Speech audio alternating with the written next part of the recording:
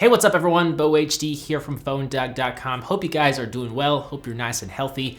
Now, the OnePlus 8 and 8 Pro have been leaking left and right over the past few days, giving us a very good idea as to what OnePlus's next flagship killers will consist of. And just judging by the leaked specs and features, I don't think I've ever been more excited for a OnePlus device, and you'll see why in a moment. So let's just start with this render from iGeek's blog. They claim this is the official press render of the OnePlus 8 Pro. We'll see a green phone, which is a new color for OnePlus, 4 rear camera sensors, a hole punch display with the cutout on the left side, and no headphone jack, which is not really a surprise.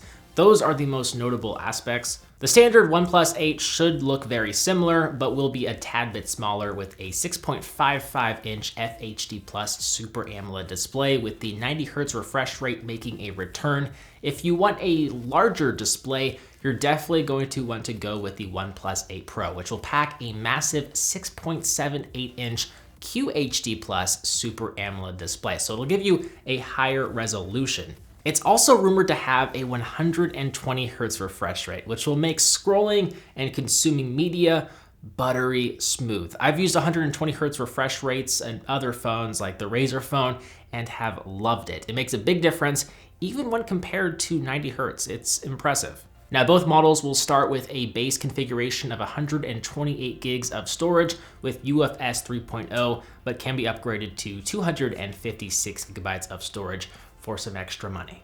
They will both come packing the new Qualcomm Snapdragon 865 processor, octa-core processor I will add, with 8 or 12 gigabytes of RAM depending on which model you go with, and they will both support 5G, at least on some carriers. We'll have to wait and see.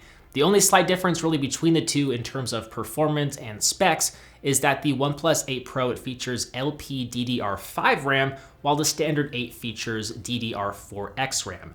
Might not sound like that big of a difference, but DDR5 RAM is twice as fast as DDR4 RAM, and it's even more power efficient, so you should be able to get more battery life. And the cameras should be pretty similar to last year's offerings, but there are some changes. We will see a 48 megapixel main sensor and 16 megapixel wide sensor in the standard OnePlus 8, as well as a 2 megapixel depth sensor for portrait mode.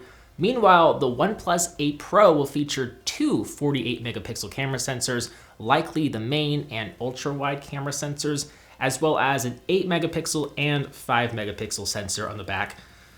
Just because, why not?